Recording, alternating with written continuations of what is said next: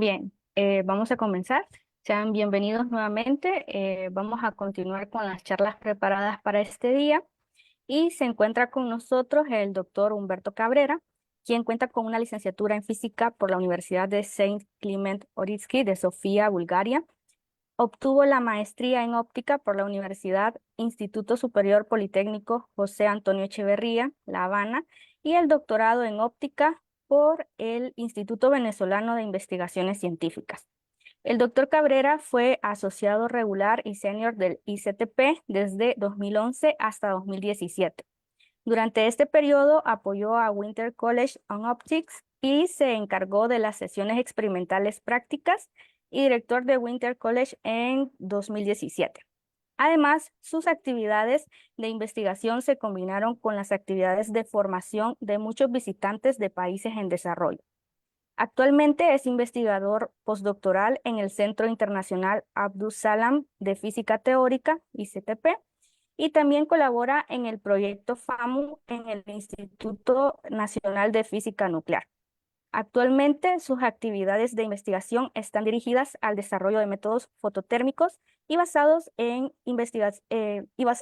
láser para la caracterización termoóptica de materiales, la identificación y determinación de compuestos tóxicos en el medio ambiente, así como la investigación de la degradación fotocatalítica de contaminantes en el agua.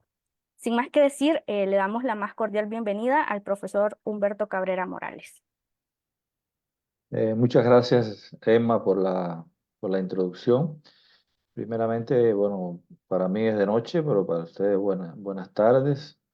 Y muchas gracias por la invitación y la posibilidad de presentar mi investigación en la escuela de física en Honduras. Es un verdadero placer. Eh, Como pueden ver ahí, bueno, la presentación está en inglés, pero bueno, por supuesto van a entender porque les voy a hablar en español. Y había propuesto espectroscopía fototérmica de bajo coste usando LEDs como fuente de bombeo. Voy a hablar de eso, por supuesto, pero en general voy a hablar de espectroscopía fototérmica. Eh, Como vieron, para el estudio de, de medio ambiente, de contaminación, caracterización de materiales y varios compuestos. Eh, Espero que me estén siguiendo, ¿no? Se escucha bien, ¿no? Se Sí, le escucha bien. escuchamos bien. Sí. Pues bien, como pueden ver ahí, ese es el Centro Internacional de Física Teórica de Trieste, donde está nuestro laboratorio de óptica. Es un centro que pertenece a la UNESCO, un instituto categoría uno de la UNESCO, eh, también bajo el auspicio de la IAEA y el gobierno italiano. Eh,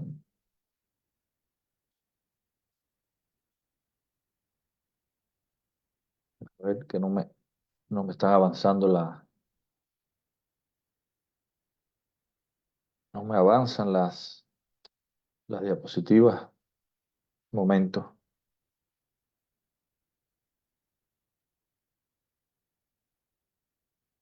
Voy a tener que hacerlo así Ok, creo que así está bien porque no me avanzaban bien las diapositivas en modo de presentación. Esta sería Voy a probar de nuevo. Esta sería la temática, ¿no?, que vamos a tratar hoy. Voy a tratar los fundamentos de la espectroscopía fototérmica como un método altamente sensible. Voy a demostrar por qué es un método altamente sensible. Eh, por supuesto, empezando con láseres de excitación, y debido a esa alta sensibilidad vamos a demostrar por qué pudimos usar LEDs, que son de bajo coste. Una introducción a la teoría y la experimentación técnica, ¿no? El experimento que demuestra la teoría. Y después vamos a ir a hacer las aplicaciones. Vamos a demostrar un sistema miniaturizado de gel electroforesis combinado con photothermal detection o detección. y la interferometría fototérmica. Y bueno, vamos a terminar con las conclusiones. Bueno, ahora sí está avanzando. Bueno, para entender un poco qué es lo que es la espectroscopía fototérmica, primero vamos a presentarles el diagrama de Jablonski,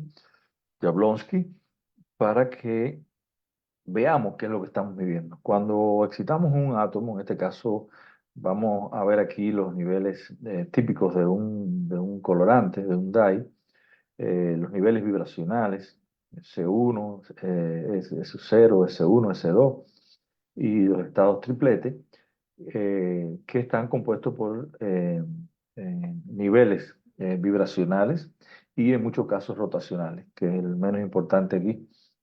Bueno, cuando excitamos un átomo con la luz de excitación, o enlace de excitación verde, que puede llevar el átomo a un estado excitado, S2 o S1, ocurre la conversión interna.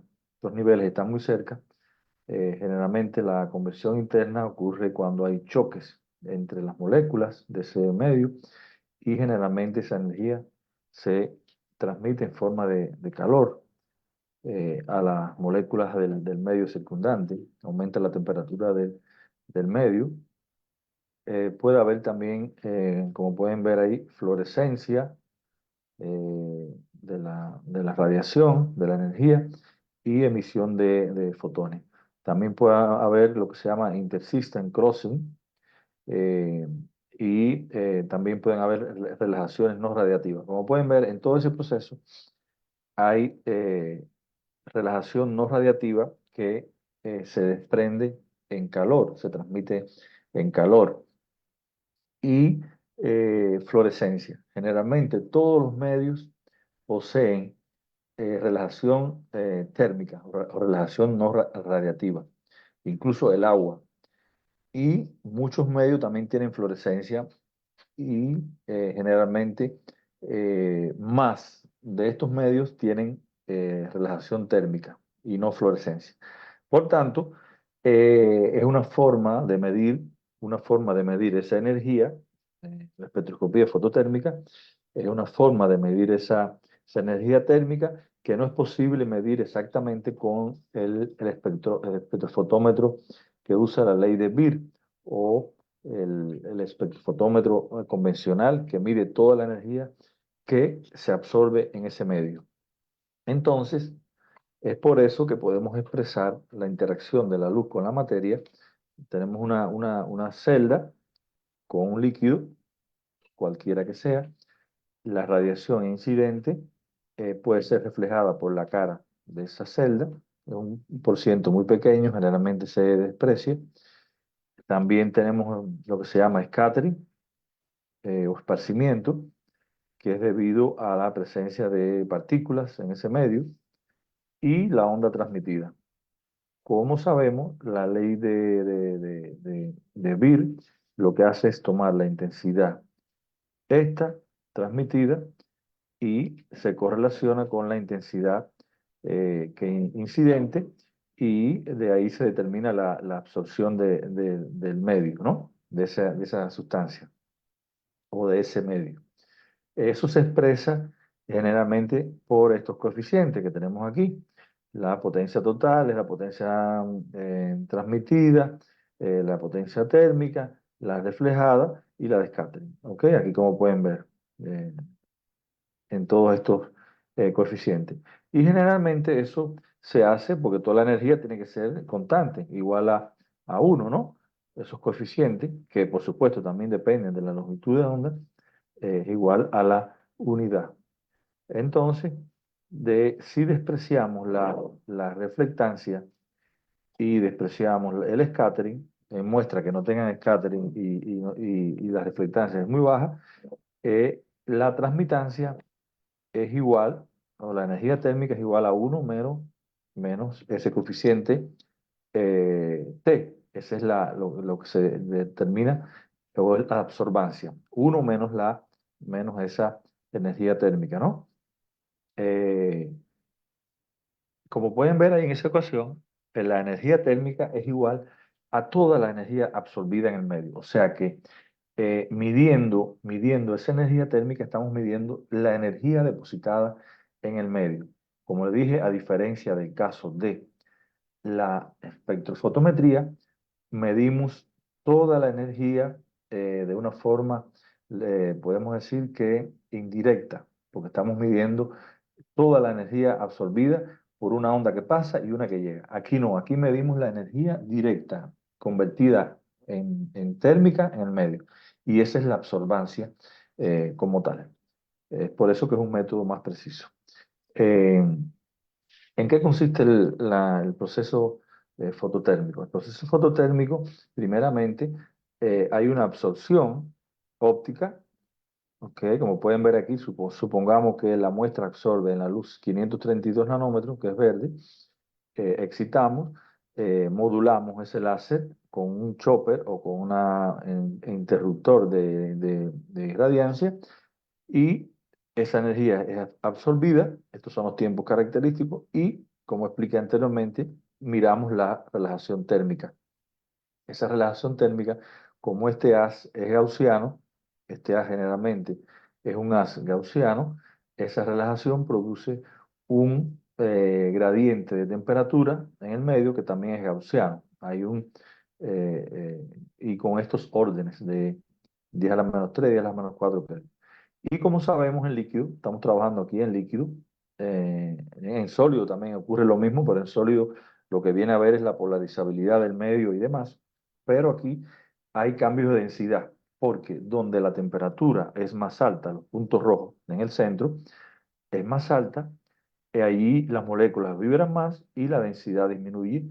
Y hacia las alas, hacia la orilla donde la irradiancia es menor, hay menor cambio de densidad. Por tanto, tenemos un gradiente de densidad, y un gradiente de densidad representa un gradiente de índice de refracción. Estos son los órdenes 10 a la menos 4, 10 a la menos 5, refractive index unit, unidades de refractive index. Entonces, ¿qué pasa? Que se forma un elemento termoóptico, es como una lente divergente. Es una lente divergente porque la densidad en el medio es exactamente igual a una lente que aparece y desaparece mientras estemos bombeando el medio. Entonces, si hacemos pasar un segundo haz de prueba por ese medio, un haz que no sea absorbido por la muestra, un haz rojo en este caso, como este, ese haz, cuando el elemento aparece, diverge, y cuando desaparece, converge. Por tanto, si ponemos un detector con un pinhole, a ese pinhole llega más intensidad cuando nos estamos excitando aquí, este I sub 0, y la intensidad disminuye.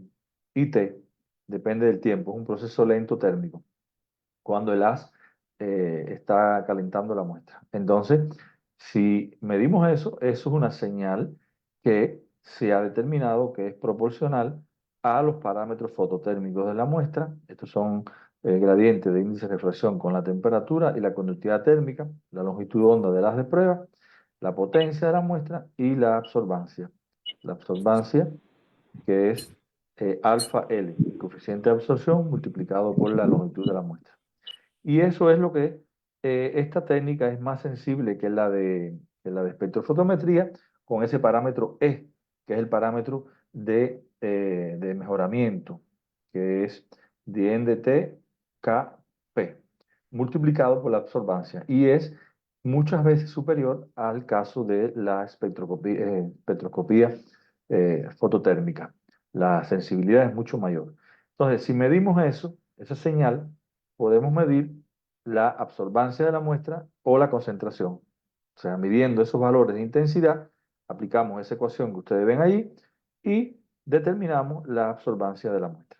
Entonces, ¿qué ocurre? Como les había dicho, ¿por qué es tan sensible este método? Bueno, está explicado aquí, en este ejemplo. Si tomamos una gota de un átomo, un simple átomo, contenido en un microlitro de agua, y lo excitamos. Los procesos de excitación, como vieron en el diagrama de Jablonski, duran dependiendo, 10 a la menos 6, 10 a la menos 9, depende del tipo de medio, segundos, o sea, nanosegundos, incluso picos segundos. Pero los procesos térmicos son muy lentos. El calor que se deposita en el medio demora en irse, y es del orden de los milisegundos, 10 a la menos 3. O sea, que si usted divide esos dos valores, 10 a la menos 3 entre 10 a la menos 11, le da un valor muy alto, 10 a la menos 8, que quiere decir que en el tiempo que estás excitando un átomo con un fotón, ese átomo es capaz de absorber y emitir 10 a las 8 veces. Y todavía el calor está ahí. Como pueden ver ahí, el, durante este tiempo el átomo acumula una energía de 10 a la 8, 10 a la 13 fotones. Y puede haber un incremento de la temperatura de 10 a la menos 3 grados centígrados. ¿Ok? En segundo lugar, esto es un método de fase. Es un método, lo que se mide es la fase del haz de prueba cuando pasa por la muestra. La fase, como pueden ver aquí en esta ecuación, en una onda, es este valor que tienen aquí. ¿Ok? En la onda, cuando pasa, adquiere una fase adicional al salir del medio perturbado. Y la fase se representa como 2pi L sobre lambda y los parámetros fototérmicos multiplicado por el cambio de temperatura. L es la longitud de la muestra y lambda es la longitud de onda. L generalmente es una cubeta, puede estar desde 1 milímetro hasta 1 centímetro, pero lambda es del orden de los nanómetros, 10 a la menos 9. Si usted divide estos valores, le da un valor muy alto. Es por eso que la fase es muy alta.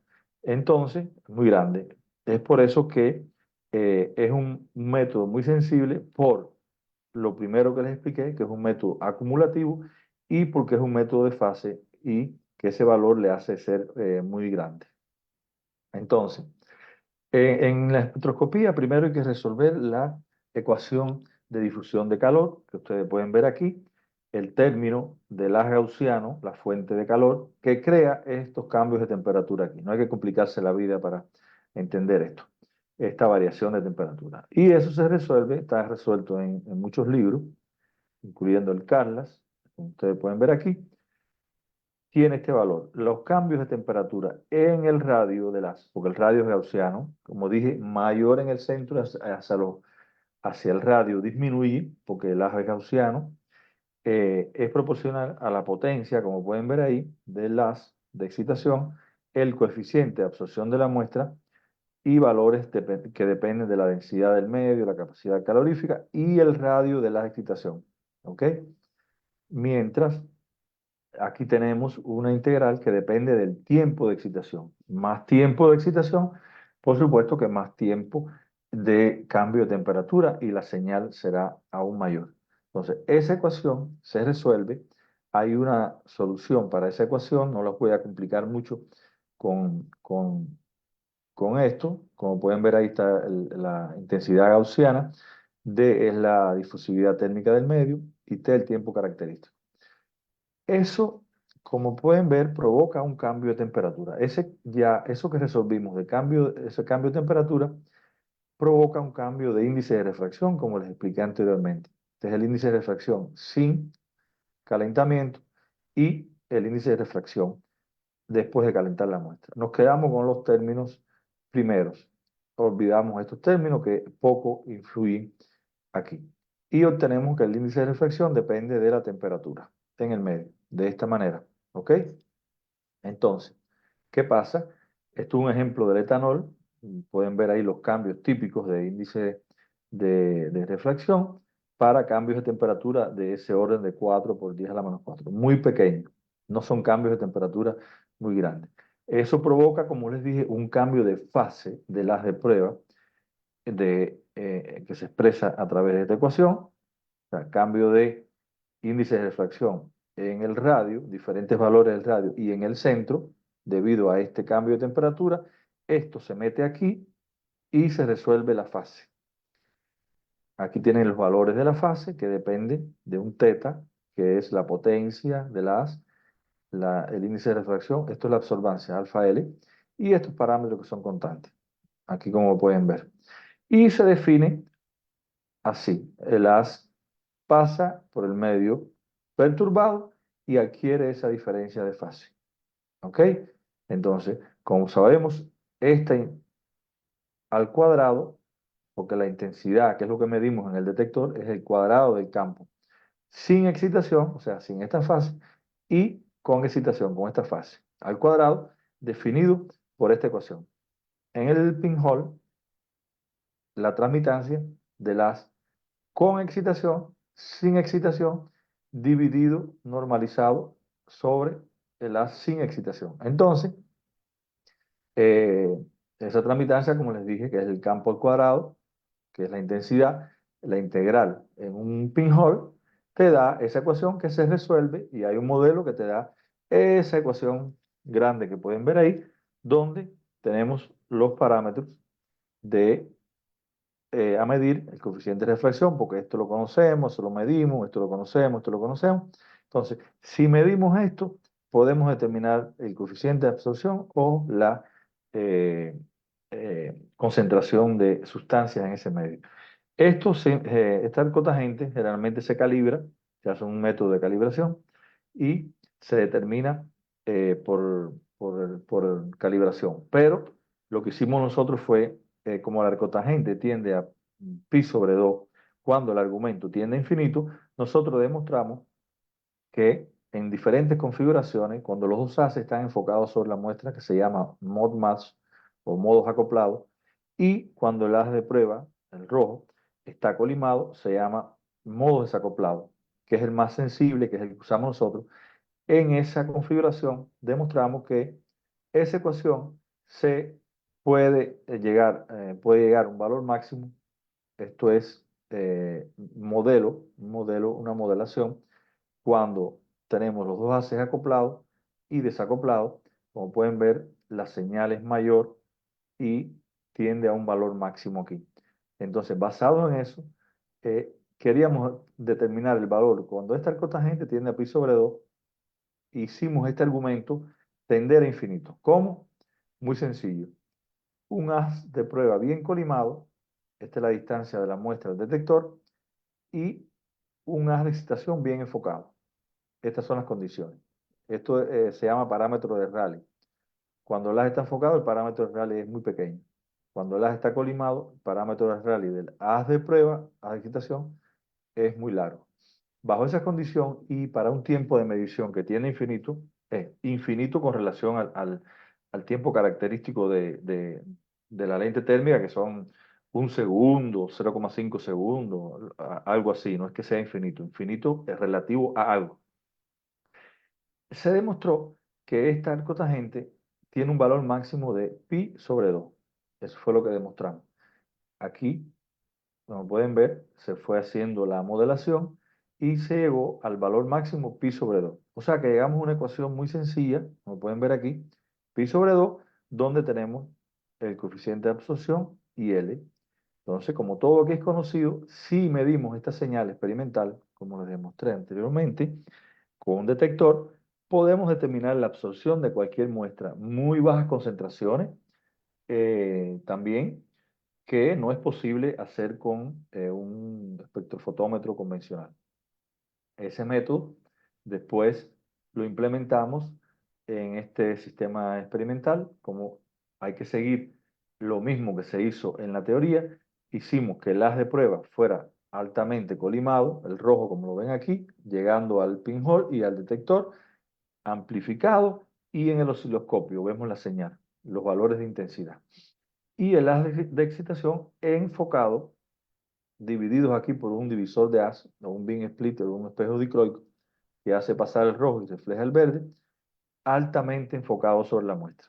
Y el filtro remueve el rojo, el verde. El verde solamente es para crear el efecto. Y el rojo es el que detecta. Con ese sistema demostramos que, bueno, eso que habíamos previsto en la teoría se cumplía. O sea que para valores, estos son valores del parámetro de Rayleigh, o sea, cuando esto se traduce en que el haz de excitación está muy enfocado y con diferentes valores de enfoque, 0,2, 0,85 y 3, y para un haz de prueba altamente colimado. Variamos y vimos que el valor máximo, esto se corresponde con pi sobre 2, era constante. Los las líneas es el modelo teórico y los cuadrados, las estrellas o estas cruces, estos círculos con cruces, son los valores experimentales. ¿Qué demostramos con esto? Que sí, que para las condiciones que se impuso y que demostramos que el valor máximo es pi sobre 2 y se logra bajo esas condiciones. Y podemos usar esa ecuación. Después que se hizo, bueno, hay que verificar el modelo en agua destilada. En agua destilada se aplicó el método. Esta es la señal medida en el osciloscopio. Esto menos esto, o sea, I o T, que es lo mismo, menos T sobre T sub 0, esta ecuación, y se determina el valor, que es esta señal aquí. Este es el valor ya procesado y se pone en la ecuación. K es pi sobre 2 para medir la absorción, como les dije.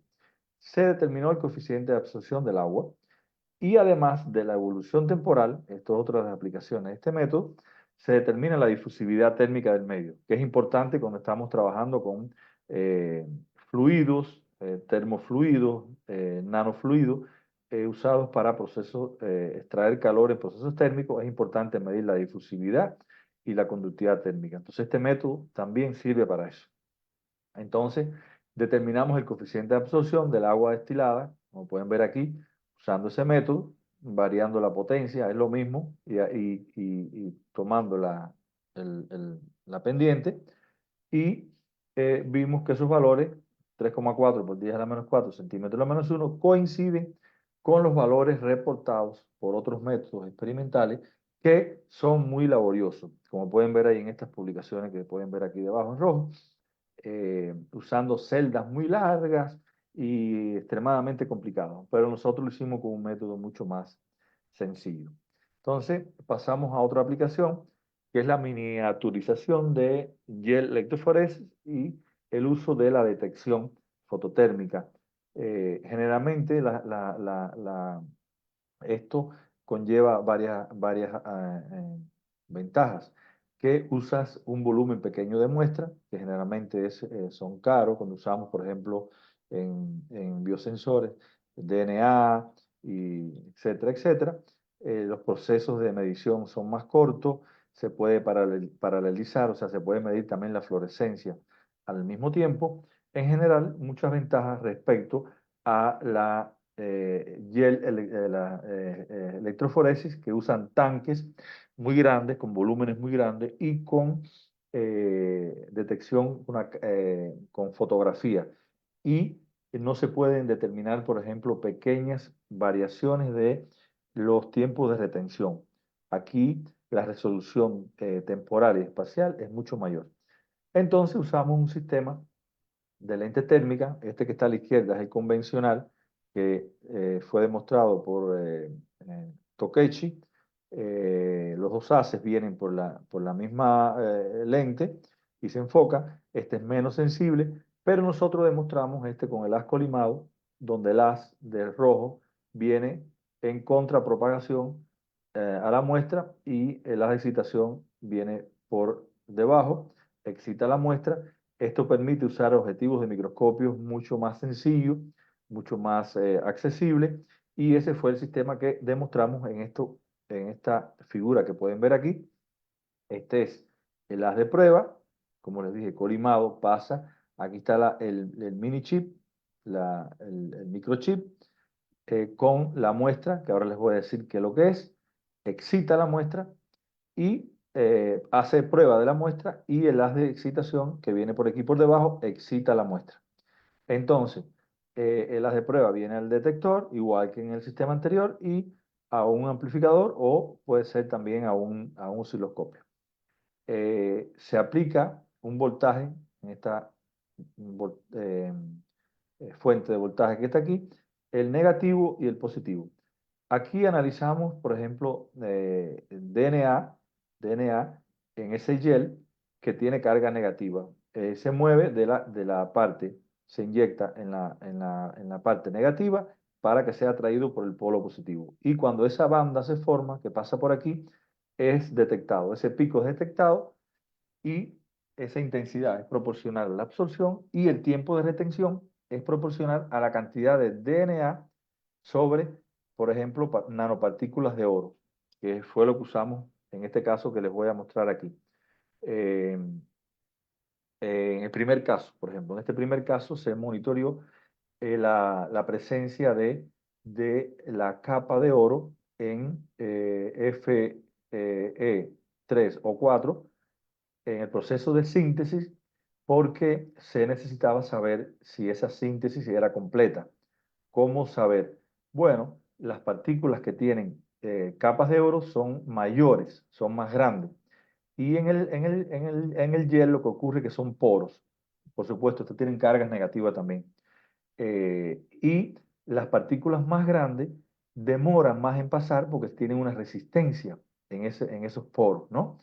Cuando se aplica ese voltaje que ustedes pueden ver ahí. Entonces, como tienen diferentes tamaños, ellas son separadas en el espacio y pasan, pueden ver aquí una banda pequeña y una banda grande. La banda grande corresponde a esto azul y la banda pequeña a este pico pequeño aquí, que corresponde al F3 o 4. El rojo es una muestra pura que todas las partículas fueron convertidas. Y este, en el proceso de síntesis, como pueden ver, unas tienen, son estas que pueden ver aquí con la capa de oro y estas sin las capas de oro. O sea que no fueron todas cubiertas con esa capa de oro.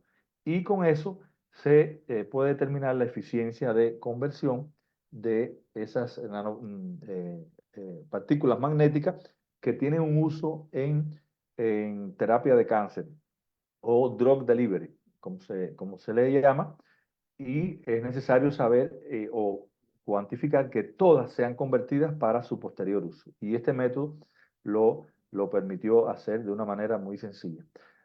Bueno, esto es una manera, esto lo voy a pasar un poco más rápido, de decir que teníamos dos partículas usando High Resolution 10. Pueden ver aquí una de 20 nanómetros, una de aproximadamente 40, y pueden ver aquí la distribución, el histograma de distribución, que sí, que estaban esas dos allí, simplemente para demostrar el método. Usamos el TEN. Y también se hizo estudio elemental y se pudo ver la presencia de oro, la presencia de oxígeno y la presencia de hierro. Aquí, por ejemplo, en este que pueden ver aquí, las partículas pequeñas no apareció oro en el análisis elemental, y en las partículas grandes, las de 40, que es la que supuestamente están cubiertas por oro, sí apareció la presencia de oro. O sea que estamos confirmando que lo que estamos haciendo está bien. Entonces, después se comparó con, este es el gel electroforesis convencional. Como pueden ver, son bandas muy anchas, y como dije, los volúmenes aquí de muestra tienen que ser muy grandes. Aquí, bueno, se pudo también separar, pero no hay forma de cuantificar la cantidad, porque esto es una foto. En el caso de la espectroscopía fototérmica, este pico es proporcional a la concentración del medio, o sea que ofrece también una información adicional, además del tiempo de retención, que es este que pueden ver aquí. Entonces, después de esta aplicación, se pasó a otra aplicación que es el estudio del DNA en nanopartículas de oro. Esto se usa, por ejemplo, para biosensores, para procesos de hibridización, para determinar determinadas enfermedades, para diagnósticos y demás. Y se necesitaba saber cuál era la mejor proporción de nanopartículas de oro y DNA, o sea, que todos los DNA cubrieran las nanopartículas de oro y que no hubiera un exceso. Se hicieron proporciones de 1 a 100, 1 a 200, 1 a 500 y 1 a 400, como pueden ver aquí, con esas partículas de oro funcionalizadas con single strand de DNA, y se hizo UV-Vis. Este es el Conventional UV-Vis Spectrophotometry, y se puede ver que en la espectroscopía convencional de ley de Beer no se puede ver un cambio aquí, a pesar de que diferentes cantidades de DNA deben dar diferentes tamaños a esas partículas, no se ve una diferencia, ¿no? Sin embargo, aquí lo pueden ver también en esta, que no hay una diferencia muy apreciable aquí en esta. Pero con la espectroscopía de lente térmica se demostró que la presencia de partículas, la señal aumentaba proporcionalmente a la cantidad de DNA. Y se hizo gel electroforesis. Pueden ver aquí el mini chip, el microchip. Pueden ver aquí la banda. Este es para 300, 300 a 1, o sea, 300 DNA a una nanopartícula aproximadamente. Y se pudo ver que había diferentes tiempos de retención, igual que intensidad de la radiación y térmica. Se pudo ver que para 300 el tiempo de retención es el menor, o sea que es el mejor eh, cubrimiento de esas partículas de oro, porque las partículas tienen el tamaño, vamos a decir, menor y la mayor proporción de carga, porque aquí se mueve no solo el tamaño, sino la carga.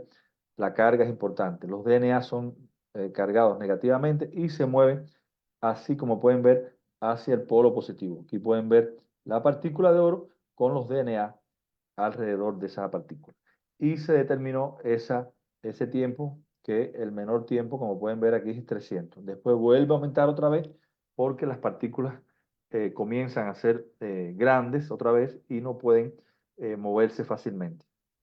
Entonces, eh, finalmente, bueno, todavía tengo 5 o 10 minutos, eh, combinamos el sistema este con interferometría. En vez de detectar con un detector, como pueden ver aquí están los dos sistemas, se puso una cámara CCD y hicimos el mismo experimento con un láser de excitación. La muestra está aquí y detectamos con un detector la intensidad y las franjas de interferencia.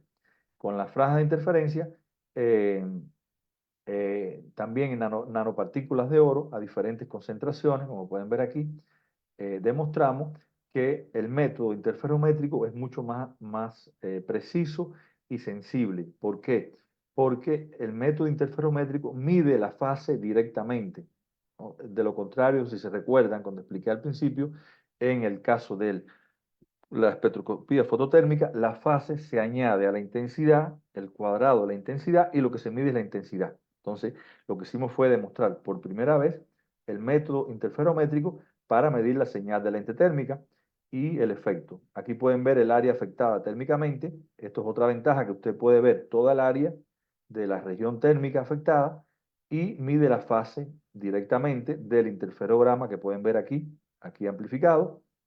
Y eso, aquí haciendo un ajuste, la curva roja es el ajuste y la azul es lo experimental de la fase, se determina este teta. Y recuerdan que este teta contenía el coeficiente de absorción. Por tanto, medimos directamente de la fase el coeficiente de absorción. Aquí se compararon los datos con los datos eh, experimentales con UV-Vis, y los datos coinciden. Por supuesto, UV-Vis a bajas concentraciones no es muy preciso, no se puede confiar mucho en esta posición aquí, pero con este método sí hay una alta precisión. Se hizo una curva de calibración y se determinó el límite de detección mínimo. Esto se hizo también, eso fue en agua, el anterior, y el anterior fue en etanol y este es en agua. Se repitió y se midió el coeficiente de absorción del agua, que también fue medido, como recuerdan, con el otro método. Y bueno, lo que les había hablado, ya tenemos 5 minutos y nos queda, lo que es la espectroscopía LED. O sea, el uso de LED hasta ahora no se había permitido, o no era posible, porque los LED son incoherentes. O sea, emiten, esto es lo que se llama en óptica, en física, un vector K en todas direcciones. El vector K es el vector de propagación, 2pi sobre lambda, es caótico. Por tanto, es muy difícil enfocar un LED. Si usted prueba enfocar un LED, es muy difícil. Un láser es muy fácil de enfocar. Pero bueno, logramos un LED de baja potencia, enfocarlo con un condenser, un condensador de un, de un microscopio. Logramos enfocarlo en la muestra a alrededor un diámetro de aproximadamente 700, 800 micrones, o sea, menos que 1 milímetro, que es bastante bueno. Eh, el sistema es igual, lo único que cambiamos es láser por LED.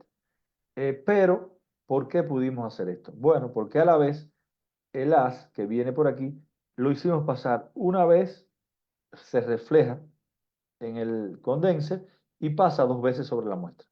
¿Qué hace esto? Que la señal aumenta 2 veces porque es como si tuvieras una celda en vez de 2 milímetros, de 4 milímetros.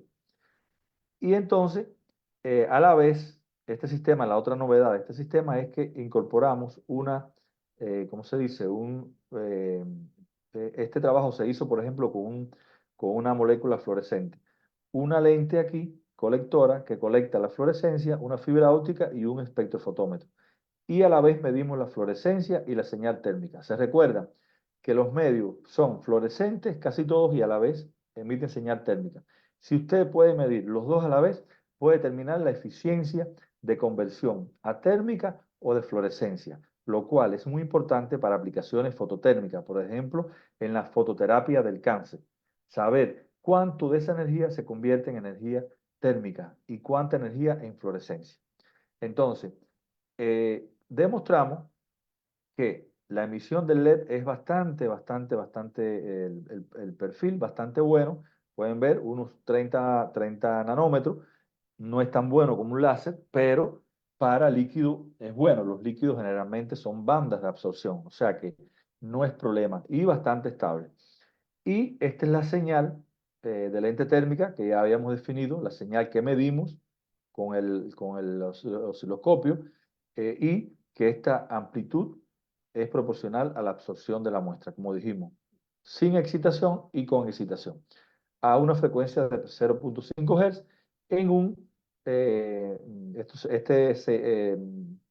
colorante es safranín O en etanol, a esta concentración, 6.2 micromolar. ¿Por qué safranín O? Porque tiene amplias utilizaciones en química y en aplicaciones de biosensores.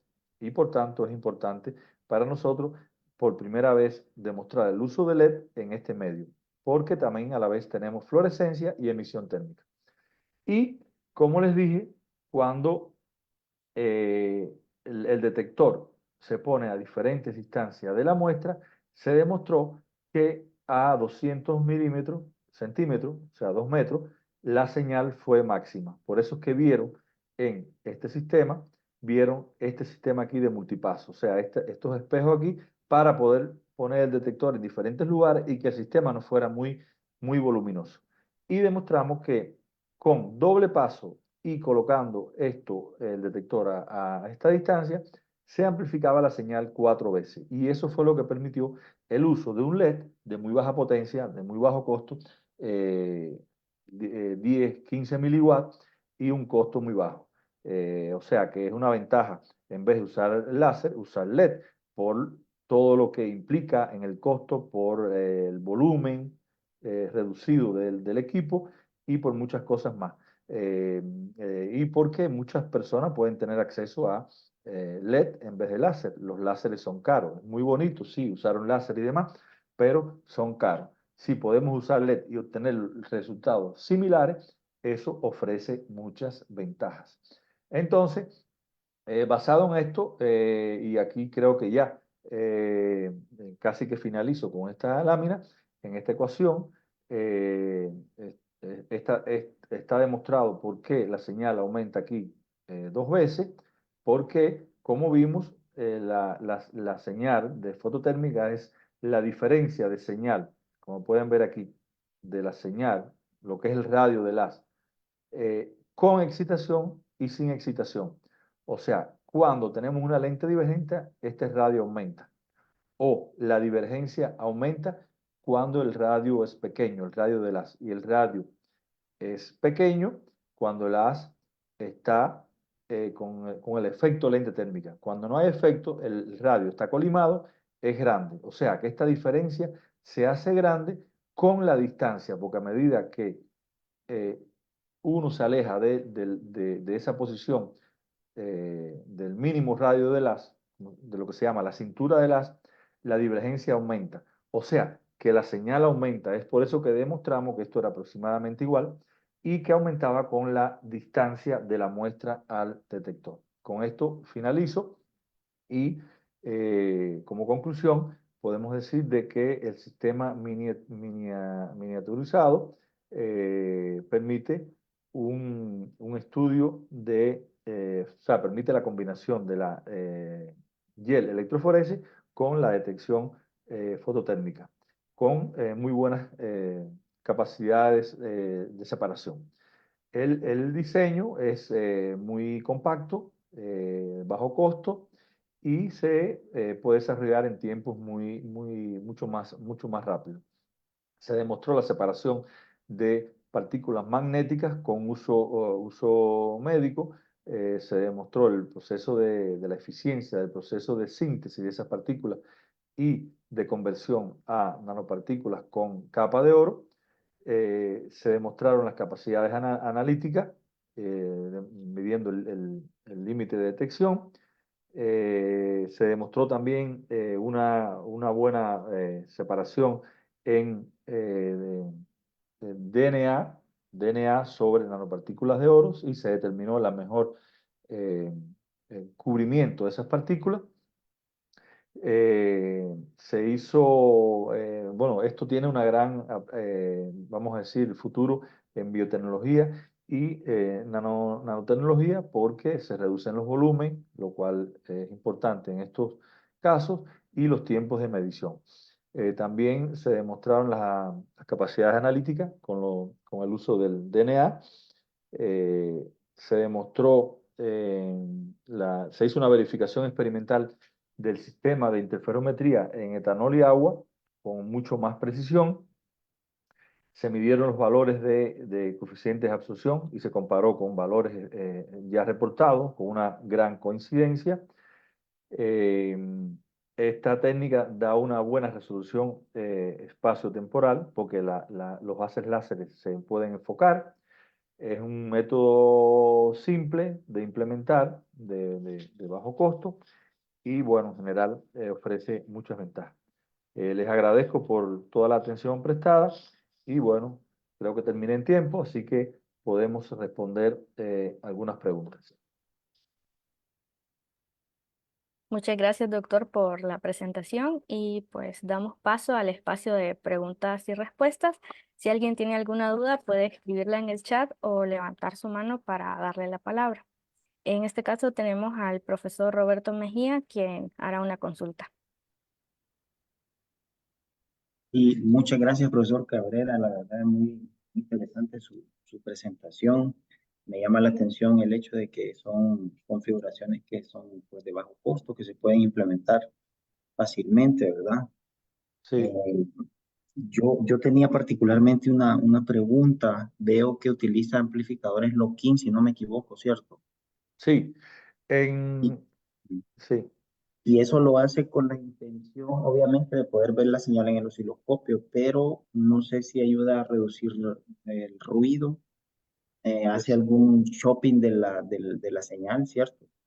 exacto, sí, mira, el lock-in yo lo uso en paralelo, el lock-in y el osciloscopio. La señal que va al lock-in te da un número, un valor de amplificación. ¿Y qué es lo que hace el lock-in? El lock-in lo que hace es que te sincroniza la señal y te mide una señal multiplicada por la frecuencia de esa señal y elimina todo el ruido, una señal muy limpia. Sin embargo, yo tomo una señal también del osciloscopio sin pasar por el lock-in. ¿Por qué? Porque la verdadera definición de la señal de lente térmica es la señal pura, la señal con su evolución temporal. El lock-in te da un valor que sirve para construir curvas de calibración y demás, pero no puedes aplicar el modelo teórico. Si la absorción de la muestra es considerable, bastante alta, tú puedes ver la señal directa en el osciloscopio solo pasándola por un pequeño amplificador que no perturba la señal. Sin embargo, si vas a hacer curvas de calibración y determinar para concentraciones, para otro tipo en química analítica, usas la señal del lock-in como referencia. Pero Sí. si la absorción de la muestra es muy baja, las concentraciones son muy bajas, tú no puedes ver una señal buena en el osciloscopio y tienes que medir solamente en el lock-in. Depende. Por ejemplo, para medir la difusividad térmica no puedes medirlo con la señal de Loquín, tienes que medir la señal en el osciloscopio que te da la evolución temporal de la señal. Eh, y así puedes determinar la difusividad térmica. Depende de la aplicación que tengas, porque el Loquín sí es caro. El Loquín mínimo, los más baratos, 2.500, 3.000, 4.000, 5.000 y más arriba, dependiendo de la calidad. Entonces tienes que ajustar tu experimento de acuerdo a lo que quieres medir. Claro, y trabaja en el orden de los kilohertz. No, frecuencias muy bajas. Yo trabajo incluso el último experimento con LED lo hice a 0,5, 1 Hz, 3 Hz, 4 Hz, 6 Hz. ¿Por qué? Porque este sistema que implementamos de espectroscopía fototérmica es muy sensible y el ruido es muy bajo. Sin embargo, cuando tienes ruidos muy altos, sí hay que trabajar a frecuencias muy altas, porque el loquín es más efectivo a frecuencias altas. A frecuencias altas, el loquín te elimina muy, muy fácilmente el ruido. Sin embargo, la señal disminuye mucho. Pero si tú tienes una buena señal a baja frecuencia, puedes medir a baja frecuencia sin problema. Depende de tu sistema. 1 Hz, 5 Hz, 11 Hz. Claro, claro, sí. Sí, lo único es que el Loquín tiene su costo, ¿verdad? Es caro, Es pero caro, Loquín es sí, caro. Ese Loquín, por ejemplo, cuesta 4.500. Los he visto más sí, baratos de 2.500. Entonces, si tienes un sistema que te cuesta $1.000, $2.000, pero el Loquín te cuesta 4.000, imagínate. sí. Eh, sí, se te complica Y, mucho la cuestión. bueno, muchas gracias. Y otra última consulta. Creo que mostró una gráfica de CT scan. Ah, sí. Recuerdo, bueno, René tiene un poco más de experiencia en esa parte, pero cuando estábamos probando CT scan en algunos aceites, vimos que había un codito o un pico de efectos térmicos. No sé si en este caso usted siempre lo tiene. Sí, mira, el CT scan, el que estoy viendo yo es puro térmico. ¿Qué pasa? Con el CT scan es cuando tú mueves la muestra en Z alrededor del foco de la Sí, excitación. El CT scan en lente térmica que usamos para medir el coeficiente de absorción lineal, pero el CT scan generalmente se usa para medir procesos no lineales, sí, el índice de refracción no lineal o la absorción no lineal. Para eso hay que usar el láser expulsado, ¿ok? Láser expulsado a una determinada frecuencia, no muy altas frecuencias, porque si no aparecen los procesos térmicos. Los procesos térmicos, o sea, los procesos no lineales debido a la no linealidad, efecto Kerr, cualquiera que sea, que te da el índice de reflexión no lineal, debe medirse a una frecuencia de repetición alta y con pulsos, pero si te excedes en la frecuencia de repetición, por ejemplo, vas a los megahertz o kilohertz, mucho más allá, aparecen los procesos térmicos, porque los procesos térmicos son acumulativos. O sea, además de generar los procesos no lineales en el medio, generas energía térmica. Y aparecen lo que tú dices, aparecen esas contribuciones térmicas que se añaden a la contribución no lineal. Es por eso que en el CT scan generalmente se usa láser expulsado a un rango de frecuencia en el cual los procesos térmicos eh, pueden ser removidos, ¿ok? Pero en el caso mío, como es un láser continuo con una chopeado, estamos hablando solamente de procesos térmicos, no estamos hablando de procesos no lineales como lo que tú mencionabas. Hay rangos de frecuencia y rangos también de duración de pulsos para medir los procesos no lineales. Eso es muy importante en el CT scan. ah, ok. Bueno, muchas gracias, profesor. Bueno, gracias. Si no hay más preguntas, agradezco la invitación y bueno, para cualquier otra ocasión que necesiten, estoy a la disposición. Y que bueno, continúen exitosamente con su conferencia. Bien, le agradecemos por su tiempo y por haber compartido con nosotros, doctor. Gracias, muchas gracias. Hasta luego. Buenas tardes para ustedes.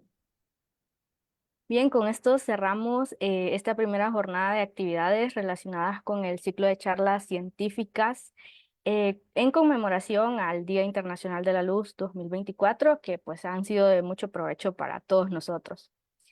Por último, solamente recordarles que el 30 y 31 de mayo se desarrollará el taller experimental con interferómetro de Michelson en el laboratorio de óptica del segundo piso del edificio E1 en la Universidad Nacional Autónoma de Honduras, por lo que a los participantes que se inscribieron al taller les pedimos que estén atentos.